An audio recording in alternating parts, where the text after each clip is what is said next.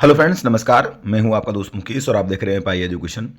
तो दोस्तों, इस वीडियो के माध्यम से जैसा कि आप सामने थंबनेल में देख ही रहे हैं, आज की कई महत्वपूर्ण सूचनाएं मैं आपको प्रोवाइड कराने के लिए जा रहा हूं। चलिए शुरुआत करते हैं।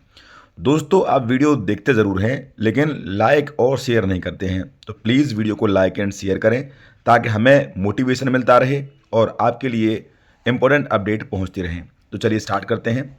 सबसे पहले और बड़ी अपडेट यहाँ पर निकल के आ रही है राजस्थान से। राजस्थान कर्मचारी चयन बोर्ड द्वारा प्राथमिक विद्यालय अध्यापक के पदों पर भर्ती के लिए आवेदन प्रारंभ हो गए हैं। 5,636 पदों पर आवेदन जो है मांगे गए हैं। आवेदन की अंतिम तिथि की अगर बात करें तो तारीख नज़दीक है, 8 दिसंबर 2025 अंतिम तिथि है।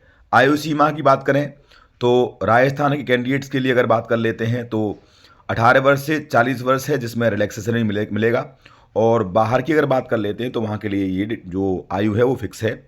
और इसके लिए sso.rajasthan.gov.in पर जाकर आपको आवेदन करना होगा। और भी कुछ महत्वपूर्ण भर्ती विज्ञापन यहाँ पर आए हुए हैं, इनकी अगर आप चाहें तो स्क्रीनशॉट ले सकते हैं और वैसे भी आपको जानकारी मिल जाएगी।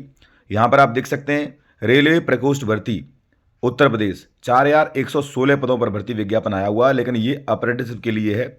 और आवेदन की अगर बात कर लेते हैं तो 24 दिसंबर तक यहाँ पर मांगे गए हैं। आयु सीमा की बात करें तो 15 वर्ष न्यूनतम और अधिकतम जो 24 वर्ष होने चाहिए। और इसके लिए rrcnr.org पर जाकर आप आवेदन कर सकते हैं। यहाँ भी कुछ जो भर्ती विज्ञापन है उनके विषय में आपको जानकारी दी हुई है। नेक्स्ट यहाँ पर आप देख सकते हैं उत्तर मध्य रेलवे में 13,000 पद जो खाली हैं। जी हाँ, सरकारी नौकरी का सपना देखने वाले युवाओं के लिए रेलवे हमेशा सबसे विश्वसनीय जो है विकल्प रहा है। लेकिन उत्तर मध्य रेलवे में 5 साल से भर्तियों का सूखा जारी है। तेजी से ट्रेनों की संख्या बढ़ रही है, यात्रियों की भीड़ बढ़ रही है, पर स्टाफ घटता जा रहा है। सूचना के अधिकार आरटीआई से चौंकाने वाला खुलासा जो आया है कि अकेले उत्तर मध्य रेलवे में 13,000 से ज़्यादा पद जो खाली हैं। इन पदों के भरने के न सिर्फ युवाओं को रोजगार मिलेगा बल्कि रेलवे की कार्यक्षमता भी चमक उठेगी। ठीक है, लेकिन यहाँ पर मैं आपको बताना चाहूँगा कि इन पदों को कब भरा जाएगा और इसको लेकर रेलवे क्या सोचता है, क्या कार्रवाई कर रहा है, इसको लेकर कोई जानकारी प्राप्त नहीं हो रही है। उम्मीद कर रहे हैं कि रेलवे शीघ्र ही जागेगा और ये जो पद खाली हैं इन पर शीघ्र ही भर्ती विज्ञापन जारी करेगा। नेक्स्ट बड़ी अपडेट आप यहाँ देख सकते हैं, नवोदय और केंद्रीय विद्यालय में नियुक्ति के लिए अब तक 11 लाख आवेदन आए हैं। जी हाँ, केंद्रीय विद्यालय और नवोदय विद्यालय में विभिन्न शैक्षणिक और गैर शैक्षणिक पदों पर नियुक्ति के लिए 14 नवंबर से आवेदन लिए जा रहे हैं। और सीबीएसई ने सूचना जारी करके बताया है कि विभिन्न पदों पर नियुक्ति के लिए अब तक 11 लाख से अधिक आवेदन आ चुके हैं।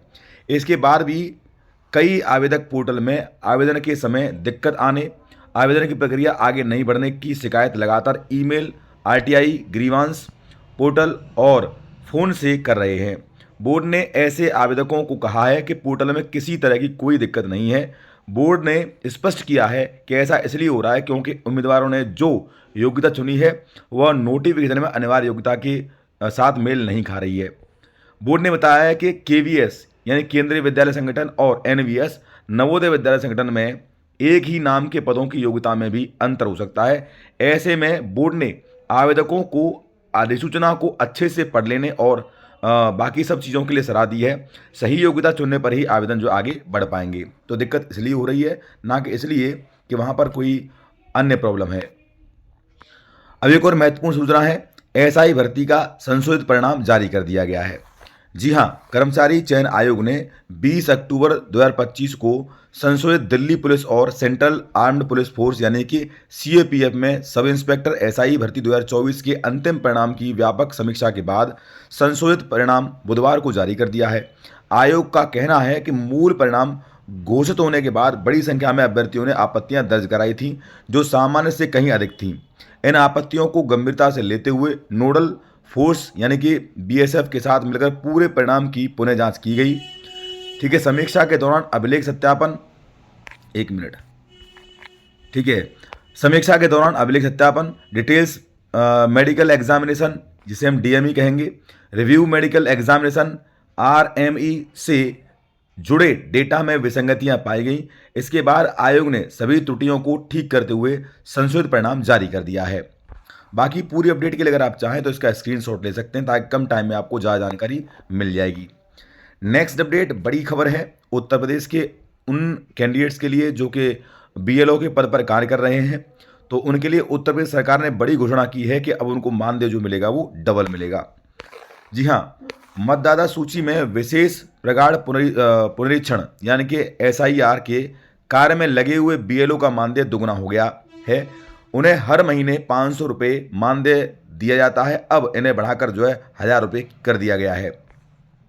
वार्षिक मिल रहा यह 6000 मानदेय बढ़कर 12000 किया जाएगा। मुख्य निर्वाचन अधिकारी कार्यालय की ओर से इसका प्रस्ताव राज्य सरकार को भेज दिया गया है। यूपी में कुल 1.62 लाख बीएलओ पुनरीक्षण के कार्य में लगाए गए हैं। ऐसे में अब इन्हें ज़्यादा मानदेय देकर प्रोत्साहित किया जाएगा, जिससे यह एसआईआर के कार्य में और मेहनत के साथ समय पर कार्य जो पूरा कर सकेंगे।